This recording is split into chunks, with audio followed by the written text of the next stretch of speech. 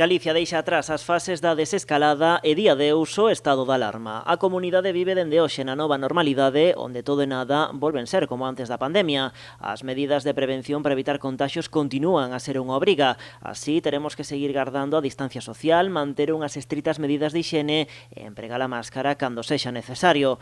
O que recuperamos hoxe é, por exemplo, a liberdade para organizar reunións nos domicilios particulares sen ningún tipo de limitación. A ocupación de establecementos comerciais aumenta ata o 75% da súa capacidade. Ese mesmo aforo é o que está permitido agora no interior de bares e restaurantes, que ven incrementada a capacidade das súas terrazas ata o 80%.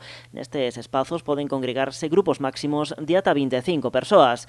No caso dos mercados e feiras, permítese a instalación do 75% dos seus postos. En praias, zonas deportivas ou parques, o seu aforo calcularase en base á ratio dunha persoa por cada metro cadrado. As piscinas tamén terán limitado o seu uso o 75% do aforo habitual.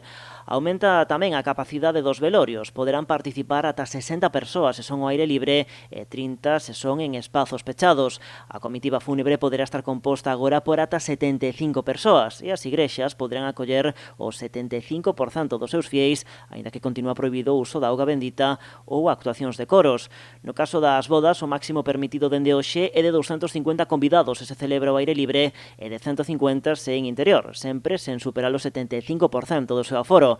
En cines, teatros, auditorios e circos deberá haber butacas preasignadas e non poderá superarse o 75% da súa capacidade.